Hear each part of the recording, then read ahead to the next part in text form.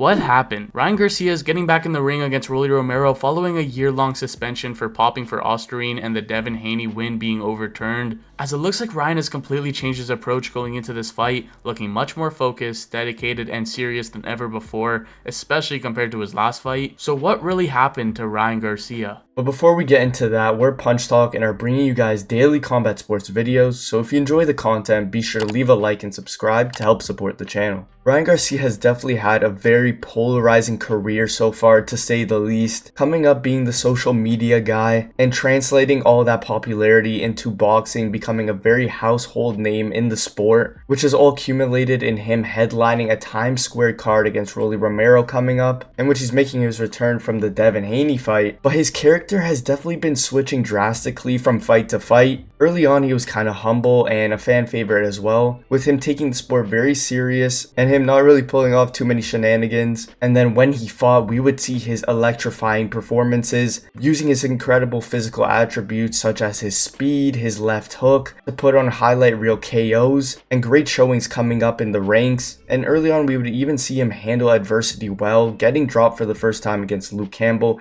getting up, showing his heart, and being able to hurt Luke Campbell with a body shot, counting him out. And although he put on great performances, we were starting to see some of the cracks early on, with him being very public and posting about his different mental health challenges, and this would lead him to taking a short break in boxing and pulling out of some fights to take a moment for himself and combat his health. Yeah, Ryan was originally scheduled to fight Javier Fortuna. He pulled out of that fight with him not being mentally prepared, but eventually got in the ring with Fortuna and put on a masterclass, devastating performance, knocking him out within 6 rounds. His left hook was just so electrifying. He was putting out opponent after opponent with it, out cold at some times, and he was proving to be one of the best lightweights in the world. But then it seemed over the years that he kind of outgrew lightweight. He was a much bigger guy. He fought Fortuna at 140, but then would eventually get that big mega fight. After all the trash talk, after calling out Gervonta Tank Davis for years, he would secure that fight and have to come down to a catch weight of 136 pounds after Ryan Garcia hadn't made lightweight in over 2 years at that point. And then on top of that, would have a rehydration clause in that contract, but nonetheless, Ryan Garcia agreed to the fight, agreed to the stipulations, got in the ring, and this is where he would finally lose his undefeated record against one of the top lightweights in the world, would get dropped and kind of schooled in this fight. Yes, he did lose this fight, but it's not like there was full shame for it.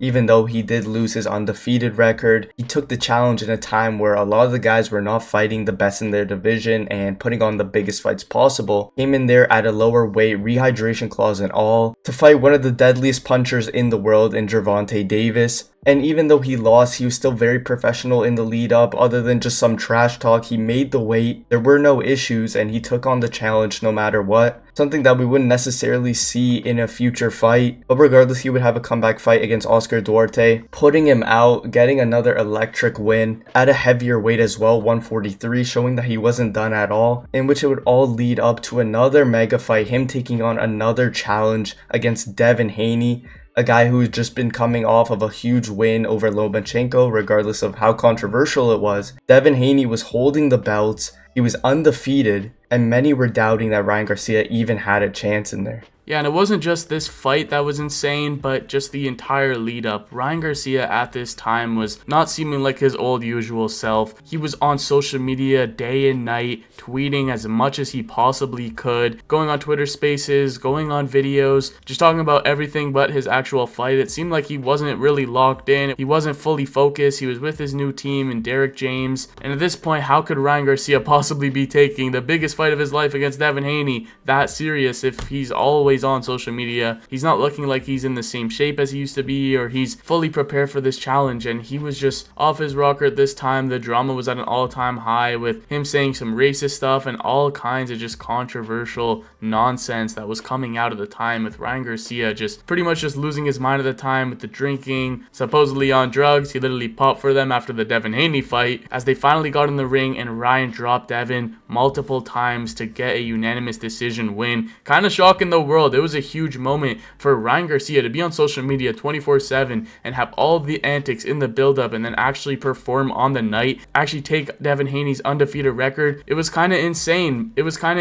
He did the unthinkable, and then he went and popped for Osterine in his system. Yeah, this was a Ryan Garcia that was very different to him coming up early in his career. The very professional Garcia that would be big on social media, making posts, promoting his fights, but still being ready no matter what in the ring. And during the lead up of this fight, he would be talking about absolutely anything else. He would be bringing attention to very serious conspiracy theories, making people think he was maybe even dead at some point with a break into his house, and all type of wild stuff, which if for real, I don't know if you can contribute that to maybe some prior mental health challenges he had or something else completely. But regardless, we saw him show up on the night and put on an incredible performance, landing that left hook at will, practically dropping Devin Haney multiple times, dominating over the fight in the impactful moments. And with his huge crowning moment, celebrating winning the fight, people had thought Ryan Garcia had just conquered the biggest challenge. With Garcia potentially in the candidate of one of the faces of boxing coming up, the future was looking very bright until another situation with him popping and the whole controversy of him missing weight, now popping, and the fight being overturned. It's just been a whole fiasco for Garcia, getting suspended for 1 year, then seeming he would have an exhibition fight in Japan, to which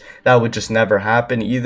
But now for this Rolly Romero fight in this lead up, it seems like he has a completely different approach from that Devin Haney fight. He seems very composed, focused, concentrated. It seems like he's in a much better place, a much focused place, which is what you want to see. Sure, promoting the fight is important, but some of the things he was doing in the prior one were a bit too extreme and completely different from boxing. Yeah, the lines are kind of blurred as to what was all an act, what was promotion, what was real, what was him actually going through it. As you said after the fight, you guys thought it was crazy, it was all promotion, it was all antics, but then there was a lot of stuff that was very real about what he was saying and what he was doing. And he's even come out and talked about it nowadays, saying he was not in the right headspace at all. He was not mentally okay. He was partying, he was drinking, he was spiraling during that time. So to come out from that situation like he did, it was definitely pretty bizarre. But like you said, now things have really changed. Ryan Garcia seems to have mellowed down. He seems now to have a level head, even in hindsight, talking about the past situations and leading up to that Devin Haney fight, how he was going crazy, he was crashing out. Now it seems like he's focused, he's locked in training with Derek James. He was originally supposed to be training with